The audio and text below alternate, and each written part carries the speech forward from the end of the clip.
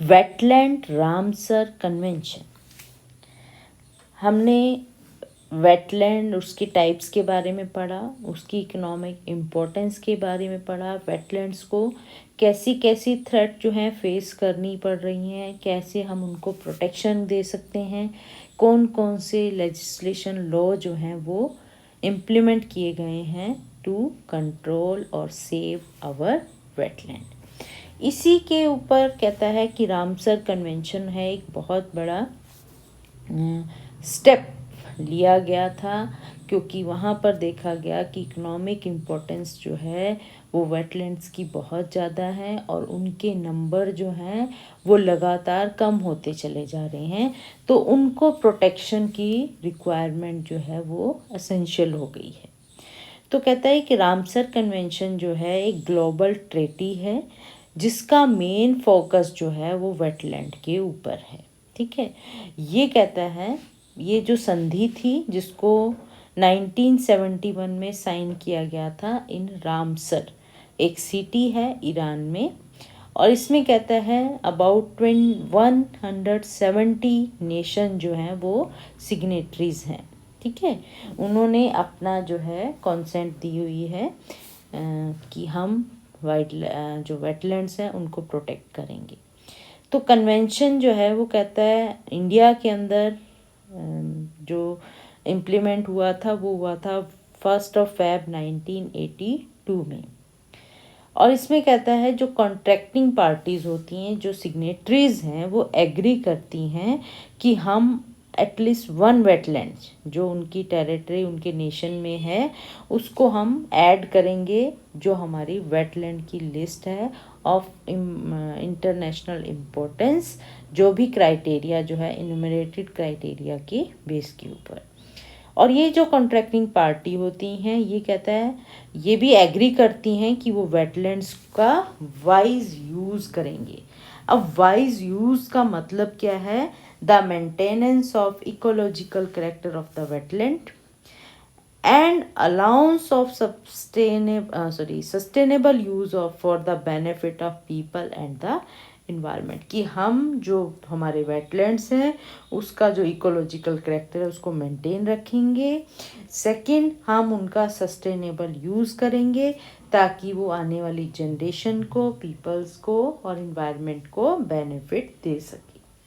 अब ये Ramsar convention जो है वो कहता है 6 अदर ऑर्गेनाइजेशन है उनके क्लोजली जो है उनके साथ मिलकर जो है वो वर्क करता है।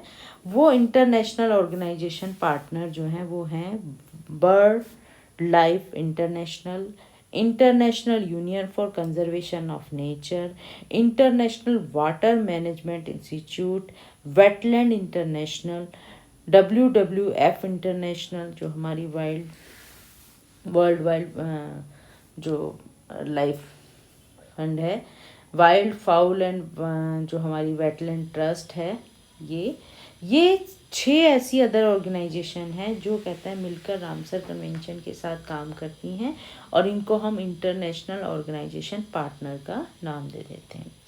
कहता है 2 Feb हर साल 2 Feb को वर्ल्ड वेटलैंड डे के रूप में मनाया जाता है, और ये वो डे है जिसमें अब ये कहते हैं कि इस कन्वेंशन को अडॉप्ट किया गया था 2 Feb 1971। और कहता है जो 2020 हमारा ईयर था उसमें कहता है वेटलैंड और बायोडाइवर्सिटी जो था वो थीम था, जो हर साल जो है गवर्नमेंट ऑफ इंडिया जो एक थीम डिसाइड करती है और उसके ऊपर वर्क किया जाता है। जैसे स्वच्छ भारत पे वर्क किया गया था, तो इसी तरह से कहता है कि जो भी एक्टिविटी होती हैं उनका सबका थीम जो है वो वेटलैंड एंड बायोडाइवर्सिटी होता है। तो 2020 में हमारा जो नेशनल थीम था वो था वेटलैंड एंड बायोडाइवर्सिटी। फिर आता है मॉन्ट्रेक्स रिकॉर्ड।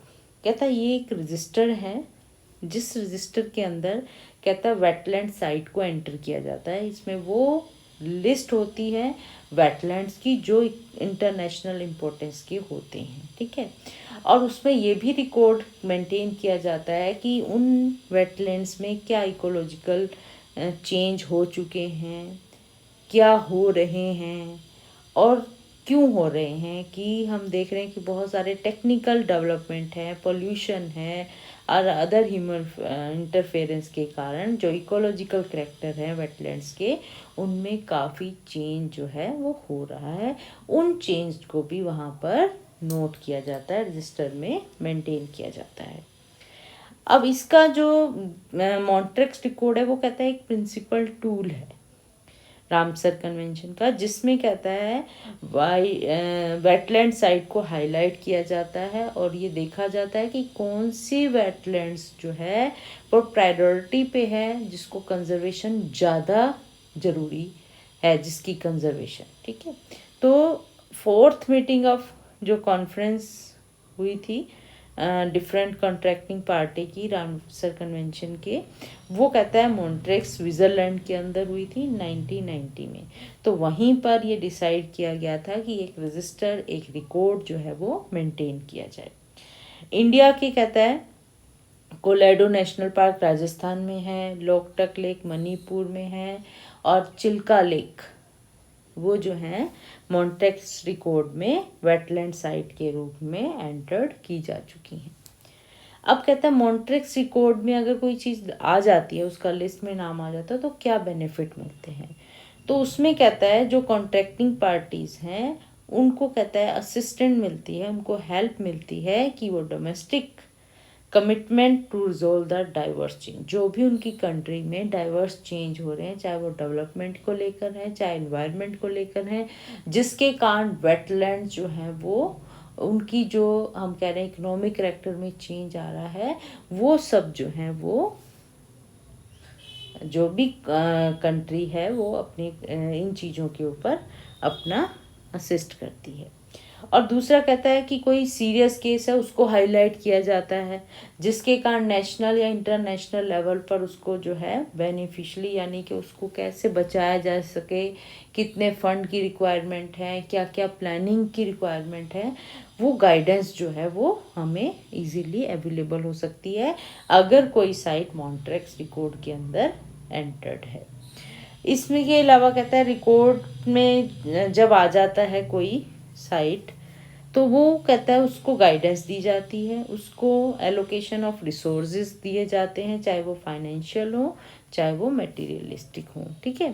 तो डिफरेंट टाइप ऑफ बेनिफिट या रिसोर्सेज जो है प्रोवाइड करवाए जाते हैं ताकि हाँ उनकी कंजर्वेशन जो है वो की जा सके, उनको ख़त्म होने से बचाया जा सके। अब कहता है एग्जिस्टिंग रामसर साइट की अगर हम बात करें तो इंडिया की 42 साइट्स हैं जो कि रामसर साइट कहलाती हैं, जो कि वेटलैंड ऑफ इंटरनेशनल इम्पोर्टेंस के अंदर आते हैं।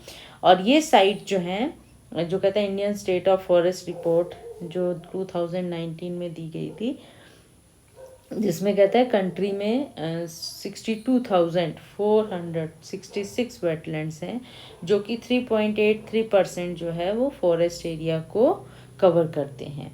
और कहता है इसमें से 42 साइट्स हैं जिनको वेटलैंड्स ऑफ इंटरनेशनल इम्पोर्टेंस जो है वो रामसर साइट का नाम दिया गया।